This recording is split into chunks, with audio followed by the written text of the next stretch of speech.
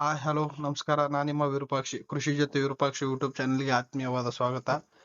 ನಾವು ಇವತ್ತು ಎಲ್ಲ ನಮ್ಮ ರೈತ ಬಾಂಧವರಿಗೆ ಯಾವ ವಿಷಯದ ಕುರಿತಂತೆ ಮಾತಾಡೋಕೆ ಬರ್ತಾ ಇದ್ದೀನಪ್ಪ ಅಂದ್ರೆ, ಮಳೆ ಚೆನ್ನಾಗಿ ಆಗಿ ಇವತ್ತು ರೈತಾಪಿ ವರ್ಗ ಖುಷಿಯಾಗಿ ಬಿತ್ತನೆ ಕಾರ್ಯಕ್ರಮ ಕೂಡ ನಡೆದಿದ್ದಾವೆ.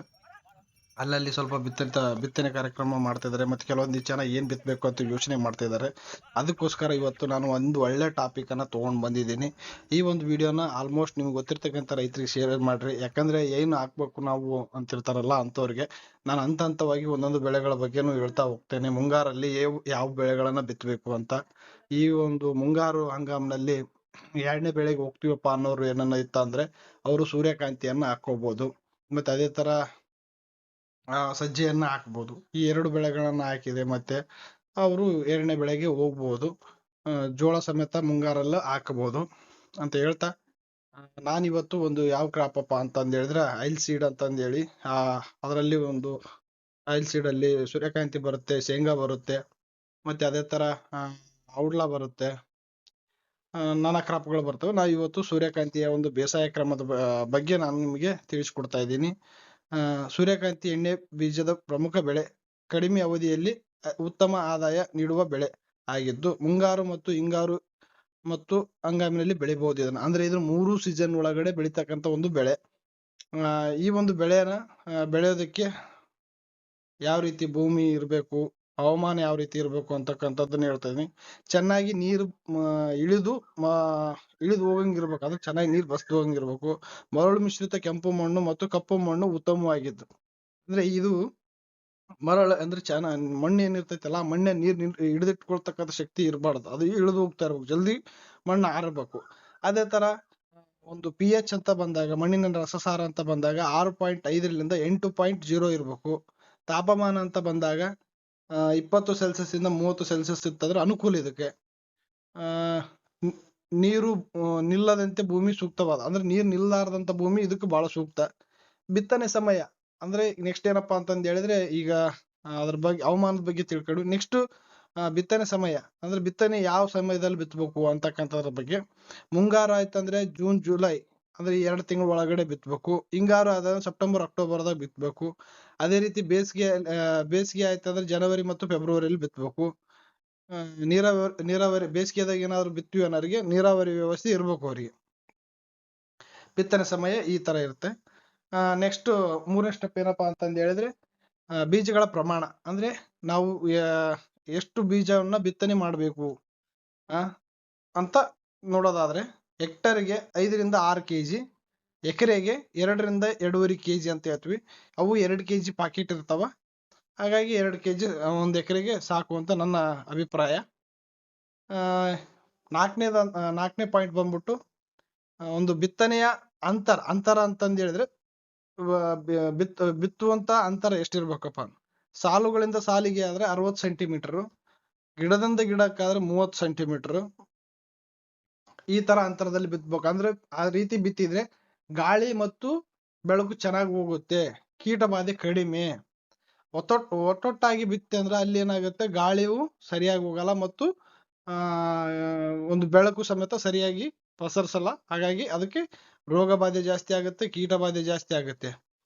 ಅದಕ್ಕೋಸ್ಕರ ಈ ಅಂತರವನ್ನ ಮೇಂಟೈನ್ ಮಾಡ್ಬೇಕಾಗತ್ತ. ಗೊಬ್ಬರ ನಿರ್ವಹಣೆ ಬಂದ್ಬಿಟ್ಟು ಎಕರೆಗೆ ಸಾಮಾನ್ಯವಾಗಿ ಶಿಫಾರಸ್ಸು, ಅಂದ್ರೆ ನಾನು ಎಕರೆಗೆ ಹೇಳ್ತಾ ಇದ್ದೀನಿ. ಯೂರಿಯಾ, ರಾಸಾಯನಿಕ ಗೊಬ್ಬರ ಅಂತಂದ್ರೆ ಯೂರಿಯಾ 45ರಿಂದ 50 kg ಒಂದು ಎಕರೆಗೆ. SSP ಅಂತ ಬರುತ್ತೆ, 100ರಿಂದ 125 kg ಹಾಕ್ಬೇಕು. MOP ಅಂತ ಬರುತ್ತೆ, 20 kg ಅನ್ನ ಈ ಒಂದು ಗೊಬ್ಬರನ ಹಾಕ್ಬೇಕು. ಅದೇ ರೀತಿಯಾಗಿ ಜೈವಿಕ ಗೊಬ್ಬರ ಬಂದ್ಬಿಟ್ಟು ಅಂತಂದ್ರೆ ಕೊಟ್ಟಿಗೆ ಗೊಬ್ಬರ 2ರಿಂದ 4 ಟನ್ ಹಾಕ್ಬೇಕು. ಈ ರೀತಿ ಗೊಬ್ಬರಗಳ ನಿರ್ವಹಣೆ ಮಾಡಿದ್ರೆ ಚೆನ್ನಾಗಿ ಇಳುವರಿ ಬರುತ್ತೆ. ಅದೇ ರೀತಿಯಾಗಿ ನೀರು ಅಂದ್ರೆ ಯಾವ ಹಂತದಲ್ಲಿ ನೀರು ಕೊಡ್ಬೇಕು ಅಂತಕ್ಕಂಥದ್ರ ಬಗ್ಗೆ ನೋಡ್ತಾ ಹೋದಾಗ, ಬಿತ್ತನೆಯ ನಂತರ, ಬಿತ್ತೋಕ್ ಮುಂಚೆ ಸ್ವಲ್ಪ ಹಸಿ ಇರ್ಬೇಕು. ಬಿತ್ತಿದ ನಂತರ ನೀರು ಕೊಡುವಂತ ಇತ್ತು ಅಂತಂದ್ರೆ ಅನುಕೂಲ ಐತಪ್ಪ ಅಂದ್ರೆ ನೀರು ಕೊಡ್ಬೇಕು. ಅದೇ ರೀತಿ ಮತ್ತೆ 2ನೇ ಹಂತ ಯಾವಾಗಪ್ಪ ಅಂದ್ರೆ ಹೂ ಬಿಡುವ ಹಂತ. ಅದೇ ರೀತಿ 3ನೇ ಹಂತ ಅಂದ್ರೆ ಕಾಳು ತುಂಬುವ ಹಂತ. ಈ ಹಂತದಲ್ಲಿ ನೀರಿನ ಕೊರತೆ ಆಗದಂತೆ ನೋಡ್ಕೋಬೇಕು. ಅಂದ್ರೆ ಕಾಳು ಕಟ್ಟೋ ಸಮಯದಾಗ ಏನಪ್ಪಾ ಅಂದ್ರೆ ಮಳೆ ಆದ್ರೆ ಓಕೆ, ಮಳೆ ಆಗಿಲ್ಲಪ್ಪ ಅಂತಂದ್ರೆ ಒಂದು ನೀರು ಕೊಡ್ತಕ್ಕಂಥ ವ್ಯವಸ್ಥೆನ ತಾವು ಮಾಡ್ಕೋಬೇಕು. ಅದೇ ರೀತಿ ನೆಕ್ಸ್ಟ್ ಬರೋದು ಪ್ರಮುಖ ತಳಿಗಳು ಮತ್ತು ತಳಿಗಳು. ಆ ತಳಿಗಳಿದ್ದಾಗ ಹೈಬ್ರಿಡ್ ತಳಿಗಳು ಯಾವಪ್ಪ ಅಂತಂದು ಹೇಳಿದ್ರೆ KB-SH1 ಅಂತಂದೇಳಿ ಇದು ಬೆಂಗಳೂರು ಯೂನಿವರ್ಸಿಟಿದು.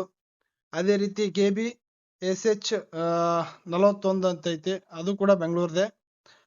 ಅದೇ ರೀತಿ ಇನ್ನೊಂದು KB-SH44 ಅಂತ ಐತಿ, ಇದು ಬೆಂಗಳೂರ್ದು. DS-FH ಅಂತಂದೈತಿ 3, ಇದು ಒಂತ ವೆರೈಟಿ. ಈ ರೀತಿ ಮತ್ತೆ ಲೋಕಲ್ ಆಗಿ ಜಾಸ್ತಿ ರೈತರು ಬಳಸೋದು ಗಂಗಾ ಕಾವೇರಿ, ಈ ಒಂದು ವೆರೈಟಿನೂ ಕೂಡ ಬಳಸ್ತಾರೆ. ಇವು ಏನಪ್ಪಾ ಅಂತಂದ್ರೆ ಕಡಿಮೆ ಅವಧಿಯಲ್ಲಿ ಬರ್ತಕ್ಕಂಥ ತಳಿಗಳು. 85 ರಿಂದ 95 ದಿನದ ಒಳಗಡೆನೆ ಬರ್ತವೆ. ಮಧ್ಯಂತರ ಅವಧಿನೂ ಕೂಡ ಇರ್ತವೆ, 100 ರಿಂದ 110 ದಿನದ ಒಳಗಡೆನೂ ಬರೋವಿದಾವೆ. ಇದು ಬಂದ್ಬಿಟ್ಟು ಪ್ರಮುಖ ತಳಿಗಳು, ಹೈಬ್ರಿಡ್ ತಳಿಗಳು. ನಿರೀಕ್ಷೆಯ ಇಳುವರಿ ಅಂದ್ರೆ ಎಷ್ಟು ಇಳುವರಿ ಬರುತ್ತೆ ಹೆಕ್ಟೇರ್ಗೆ ಅಂತ ನಾವು ನೋಡಿದಾಗ, ನಾನು ಎಕರೆಗೆ ಹೇಳ್ತಾ ಇದ್ದೀನಿ. ನೀರಾವರಿಯಲ್ಲಿ ಬಿತ್ತನೆ ಮಾಡಿದವರಾದ್ರೆ 8 ರಿಂದ 12 ಕ್ವಿಂಟಲ್ ಎಕರೆಗೆ ಒಂದು ಇಳುವರಿನ ತೆಗಿಬಹುದು. ಅದೇ ರೀತಿ ಮಳೆ ಆಶ್ರಿತದಲ್ಲಿ ಬೆಳಿತಾರಪ್ಪ ಅನ್ನೋದಾದ್ರೆ 5 ರಿಂದ 7 ಕ್ವಿಂಟಲ್ ವರೆಗೂ ಇಳುವರಿ ಬರ್ತಕ್ಕಂಥ ಸಾಧ್ಯತೆ ಇರ್ತೈತಿ. ಇನ್ನೂ ಬಹಳಷ್ಟು ಹೆಚ್ಚಿನ ಇಳುವರಿ ಪಡಿಬೇಕು ಅಂತಕ್ಕಂಥ ಒಂದು ಏನು ಮನಸ್ಥಿತಿ ಇರ್ತೈತೆ, ಒಂದು ಮನಸ್ಸು ಮಾಡಿರ್ತಾರಲ್ಲ ಅಂಥವ್ರು ಒಂದು ಏನಪ್ಪಾ ಅಂತಂದು ಹೇಳಿದ್ರೆ, ತಮ್ಮ ಒಂದು ಕ್ಷೇತ್ರದಲ್ಲಿ ಒಂದೆರಡು ಜೇನು ಪೆಟ್ಟಿಗೆಗಳನ್ನ ಅದನ್ನ ಇಟ್ರೆ ಒಂದಿಷ್ಟು ಇಳುವರಿ ಹೆಚ್ಚು ಬರ್ತಕ್ಕಂಥ ಸಾಧ್ಯತೆಗಳು ಹೆಚ್ಚಿರ್ತವೆ. ಯಾಕಂದ್ರೆ ಜೇನು ಇತ್ತಂತಂದ್ರೆ ಪರಾಗಸ್ಪರ್ಶ ಜಾಸ್ತಿ ಆಗಿ ಕಾಳು ಕಟ್ಟುವ ಸಂಖ್ಯೆ ಜಾಸ್ತಿ ಆಗುತ್ತೆ. ಹಾಗಾಗಿ ಈ ಒಂದು ಮೆಥಡ್ ಅಲ್ಲಿ ತಾವು ಮಾಡಿದ್ರೆ ಅನುಕೂಲ ಅಂತ ಹೇಳ್ತಾ, ಸೂರ್ಯಕಾಂತಿ ಒಂದು ಬೆಳಿತಕ್ಕಂಥದ್ದು ಮುಂಗಾರಲ್ಲಿ ಉತ್ತಮ. ಯಾಕಂತ ಹೇಳಿದ್ರೆ ಸೂರ್ಯಕಾಂತಿಯ MSP ಮಾರ್ಕೆಟ್ ಅಂದ್ರೆ ಖರೀದಿ ಕೇಂದ್ರ ಇದೆ. 7,000 ರೂಪಾಯಿ ಕ್ವಿಂಟಲ್ ಒಂದು ವರೆಗೂ ತಗೊಂಡಿರ್ತಕ್ಕಂಥ ಈ ವರ್ಷ ಮಾರಿರ್ತಕ್ಕಂಥ ಉದಾಹರಣೆಗಳಿದಾವೆ. ಎಕರೆಗೆ 5 ರಿಂದ 6 ಕ್ವಿಂಟಲ್ ಅಂತಂದು ಹೇಳಿದ್ರೆ ನಮ್ಗೆ ಎರಡನೇ ಬೆಳೆಗೂ ಮೂರು ಬೆಳೆಗೂ ತಗೊಂಡಂಗಾಗತ್ತೆ. ಮತ್ತೆ ಇನ್ನೊಂದು ರೈತರು ಏನು ಯೋಚನೆ ತಿಳ್ಕೊಬೇಕಪ್ಪ ಅಂದ್ರೆ, ಈಗ ನೀವು ಸೂರ್ಯಕಾಂತಿ ಹಾಕಿದ್ಮೇಲೆ ಮತ್ತೆ ಹಿಂಗಾರಿ ಸೂರ್ಯಕಾಂತಿಯನ್ನ ಹಾಕಬಾರ್ದು, ಕಡಲೆ ಹಾಕ್ಬೇಕು ಅಥವಾ ಬೇರೆ ಒಂದು ಜೋಳ ಹಾಕ್ಬೇಕು. ಈ ರೀತಿ ಕ್ರಾಪ್ ಬದಲಾವಣೆ ಮಾಡ್ಕೊಂತ ಹೋದಾಗ ತಮಗೆ ಒಂದು ಇಳುವರಿ ಪಡಿತಕ್ಕಂಥ ಸಾಧ್ಯತೆ ಹೆಚ್ಚು ಅಂತ ಅದಕ್ಕೆ ಹೇಳ್ತಾ, ಇದು ಇಲ್ಲಿವರೆಗೂ ಒಂದು ಸೂರ್ಯಕಾಂತಿಯ ಬೆಳೆಯ ಬೇಸಾಯ ಕ್ರಮದ ಕುರಿತಂತೆ ಆಗಿರ್ತದೆ. ಈ ರೀತಿ ಒಂದು ಸೂರ್ಯಕಾಂತಿ ಒಂದು ಬೆಳೆ ಬಗ್ಗೆ ನಾನು ಮಾಹಿತಿಯನ್ನು ನೀಡ್ತೀನಿ. ಈ ತರದ ಕೃಷಿಗಳ ಮಾಹಿತಿಗಳಿಗಾಗಿ ಕೃಷಿಯುತ ವಿರೂಪಾಕ್ಷ ಯೂಟ್ಯೂಬ್ ಚಾನಲ್ನ ಸಬ್ಸ್ಕ್ರೈಬ್ ಮಾಡ್ಕೊಳ್ಳಿ ಮತ್ತು ಶೇರ್ ಮಾಡ್ರಿ ಅಂತ ಹೇಳ್ತಾ ನಾನು ಇಲ್ಲಿಗೆ ಒಂದು ಈ ವಿಡಿಯೋನ ಮುಗಿಸ್ತೇನೆ. ಜೈ ಹಿಂದ್, ಜೈ ಕರ್ನಾಟಕ್, ಜೈ ಜವಾನ್, ಜೈ ಕಿಸಾನ್. ಎಲ್ಲರಿಗೂ ನಮಸ್ಕಾರ.